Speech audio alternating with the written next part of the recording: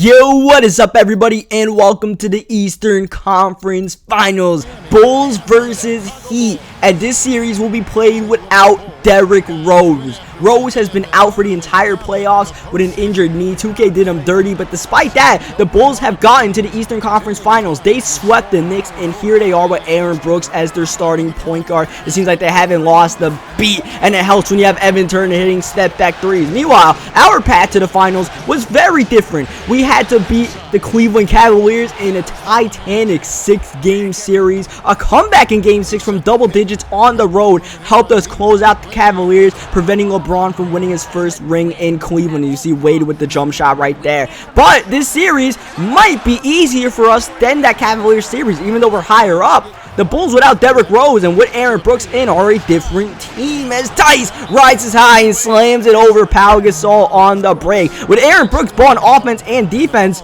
it's going to make my life a lot easier. First of all, guarding Aaron Brooks, he's not the finisher, close to the finisher in the paint as Derrick Rose. He can make a couple of jump shots, but that's about it. Aaron Brooks is a bad shot taker and a bad shot maker. I just got to make sure he doesn't make those bad shots. And on defense, this guy is literally not playing defense. So you guys can see right there, I just drove right by him, and that continues somewhat of a pattern in these playoffs for the Miami Heat, where it's a different contributor every single series. In the Eastern Conference quarterfinals, as Justice Winslow lines up the three and knocks it down right there. Tice double team, find the open man. Yeah, in the Eastern Conference quarterfinals, it was a lot of Chris Bosh against the Hawks. The Hawks have no great defenders in the paint, and Chris Bosh was able to execute with mid-range jumpers and finishing. In the Eastern Conference semifinals, it was all about Wade as Jimmy Butler. Right now, it's all about Butler in this game. He's off to a hot start. But in the Eastern Conference semifinals, Wade was able to, get buckets at will in the paint. They didn't really have any paint defenders in that series, and Wade just was having astronomical numbers. And now, as Jimmy Butler hits a fading three and is off to a super hot start,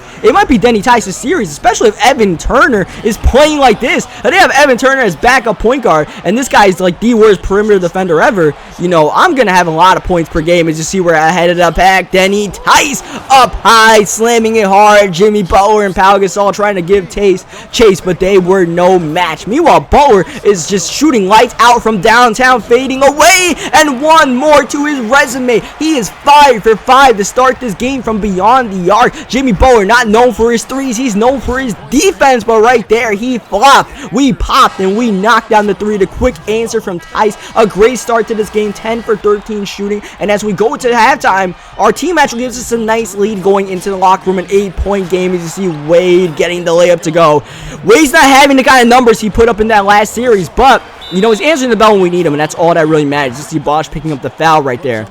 And then even Bosh, he's not having a great series either. You see he's getting a little bit of foul trouble as Dang is getting the layup. But with this Bulls team, they're not really putting too much pressure on us right now besides Jimmy Butler from downtown, who's single-handedly keeping them in with 6 for 6 shooting. Butler again can't knock down the three. His first miss, he doesn't go 7 for 7. And now that creates a transition opportunity for us, finding Dang, finding Whiteside, and Noah getting in foul trouble. I believe that was his third foul. Meanwhile, Jimmy Butler is playing like an all-star and a franchise player. Forget all-star, he is playing like a franchise cornerstone on offense and defense this game. As you see Bosh and one finish over Pau Gasol. Bosh definitely has a good matchup against Pau, but Pau's height might be the one thing that prevents Bosh from cooking in this series, and the amount of shots I might take, because if I can get layups like that and dunks like that, it's going to be GG for these guys as Bosh gets his 4th foul. A crucial call right there sends him to the bench. As you see, an easy layup right there. Jimmy Butler can't get buckets like that. We need Wade to get up on him as Bosh finding Tice after he almost loses the ball. Instead, Luol Deng with the cut off the double team. Usually when they double team, it's either Luol Deng or Whiteside open. And a lot of times it's been Luol Deng as Tice with the cut.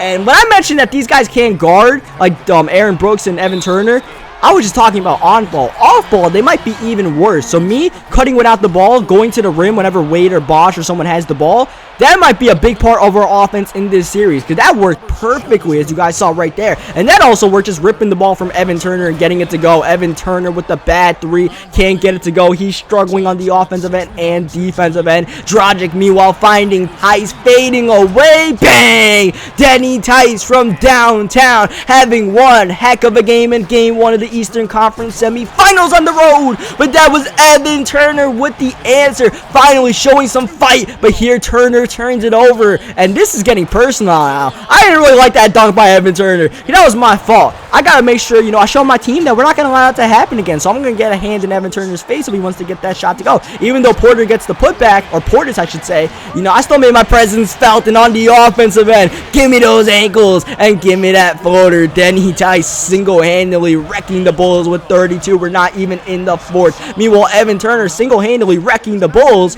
by shooting them in the foot with these missed shots. Meanwhile, Gerald Green for three. Can't get it to go. That would have been a big shot right there. Would have given us a 9-point lead instead to start the fourth. Joakim Noah gets it rolling with a mid-range jumper. Not exactly Noah's shot, as that's Aaron Brooks turning it over. Tice pushing the pace and lobbing it, but it's a turnover. I tried to lob it to Winslow, but they made me lob it to myself. And see, we're wide open, spotting up, but missing. Mirotic got a late contest that might have affected that shot nonetheless. You see Wade cutting, finding Whiteside, and Wade always makes the extra pass. Wade usually averages 5 or 6 assists per season. As you see, Denny Tice, who averages a ton of assists, might be on triple-double alert if he can get some boards, but he's not getting the assists right now. Bosch can't knock down the big three, but he is getting the steal. Aaron Brooks turns it over. Ahead of the pack is Chris Bosch, and Bosch gets the and one. Bosch with 5 fouls, playing with heart on both ends of the floors. Joakim Noah gets the layup to go.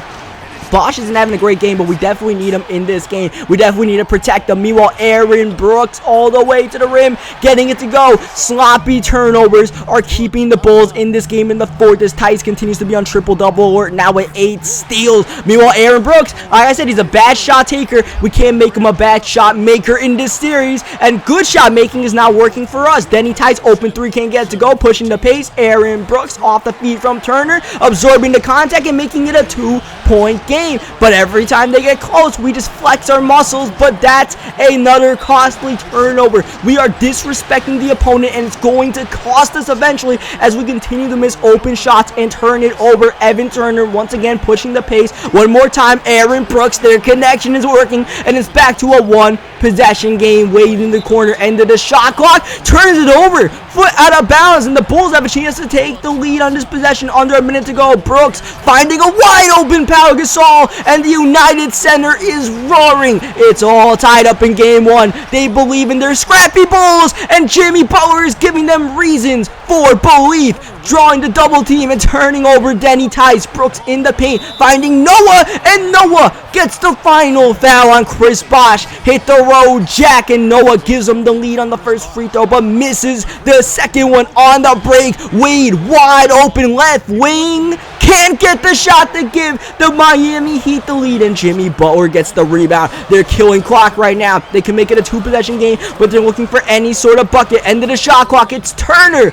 but Turner misses, but Pau Gasol gets a grown man board, and we have to foul him and send him to the line. He makes the first free throw. If he makes the second one, it's still a 1-possession game. Second free throw up from Pau. Second one is also good. Pau with some clutch plays, but this one is not over yet. We don't even need to take a 3-point shot. We still have a timeout in our bag. We can just take whatever's open, but Bosch, maybe our best 3-point shooter, is not in the game. 7 seconds left. Wade or Tice want to get this ball. Ball's in Tice's hands. Tice for 3. Bang! Denny Tice ties it up, and that quiets the crowd quickly with 1.4 seconds left. But the Bulls call a timeout, a chance to win the game on any bucket. Who are they going to give it to? It's Brooks!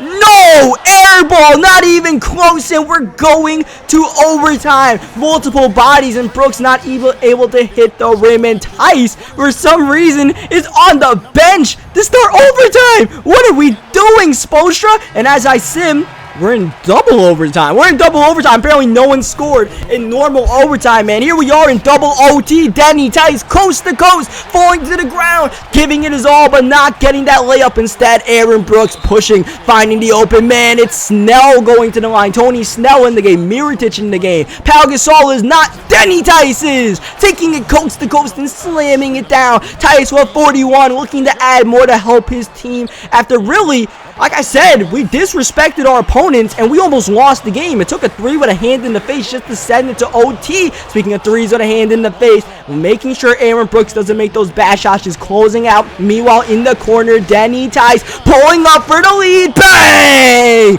What a shot from Tice. He's locked and loaded in OT. Driving to the rim, drawing a double team. Open man, Gerald Green, 4-3. Can't get it to go. Butler on the board one more time. Of course, Gerald Green in for the foul now. Chris Bosh. Denny Tyson, because he is a deadeye from downtown. One more time. Tice is a flamethrower from beyond the arc. 5 for 7 from the game. 47 overall in the paint. Pau Gasol back in, and Pau making his presence felt. Meanwhile, Aaron Brooks one more time in the paint to Pau and makes it back a 2-point game.